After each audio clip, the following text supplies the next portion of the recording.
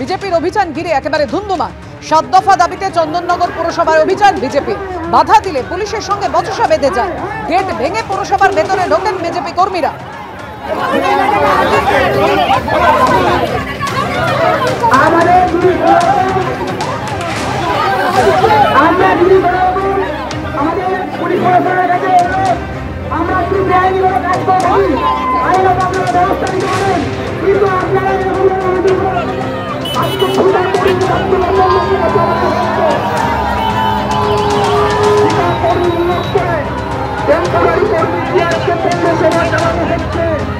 কথা বলবো, আমাদের সঙ্গে রয়েছেন আমাদের প্রতিনিধি সোমনাথ মিত্র।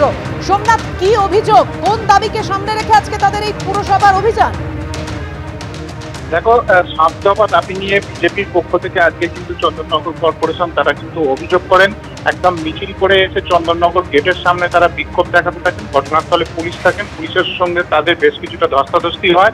এরপর গেট ধরে টানাহেজরা শুরু করেন বিজেপি কর্মী সমর্থকরা এবং তারা ভেতরে যাওয়ার চেষ্টা করেন। পরবর্তীকালে তারা গেট খুলে একদম চন্দননগরের মেয়র রাম চক্রবর্তী তার ঘরের কাছে চলে যান এবং সেখানে গিয়ে তারা বিক্ষোভ দেখাতে থাকেন, স্লোগান দিতে থাকেন। যদিও মেয়র আজকে উপস্থিত ছিলেন না, তাদের যে 7 দফা দাবি, তারা যে অভিযোগ করেন যে চন্দননগর এলাকার একাধিক জায়গায় নিকাশি অবস্থা বেহাল এবং বেআইনি নির্মাণ হচ্ছে, বেআইনি পুকুর ভরাট হচ্ছে, এই সমস্ত একাধিক অভিযোগ নিয়ে তারা স্মারকলিপি দিতে যান আজকে চন্দননগরের কর্পোরেশনের কাছে। কিন্তু মেয়রের সাথে দেখা না হয়, কার্যত তারা ফিরে আসেন এবং সেই ঘটনাকে কেন্দ্র করে একদম ধুন্ধুমার পরিস্থিতি তৈরি হয়।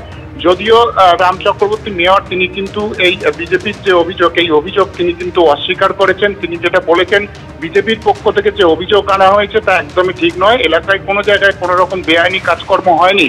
পাশাপাশি তিনি এও জানিয়েছেন, তাদেরকে তিনি আগেই জানিয়েছিলেন যে তিনি আজকের দিনে থাকবেন না, অন্য দিনে তিনি করতে পারেন এই ডেপুটেশন কর্মসূচি, কিন্তু তা সত্ত্বেও বিজেপি রাজি হয়নি। তারা এসে আজকে কার্যত চন্দননগর অফিসের ভেতরে, কর্পোরেশনের ভেতরে তারা কিন্তু একটা বিশৃঙ্খল পরিস্থিতি তৈরি করে, এমনই অভিযোগ এনেছেন মেয়র। পাপিয়া, ধন্যবাদ তোমায়।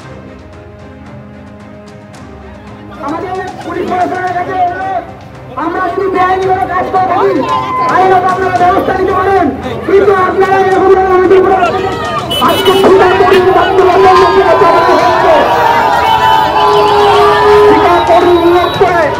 টেম্পোরারি কর্মী দিয়ে আজকে পৌরসভা চালানো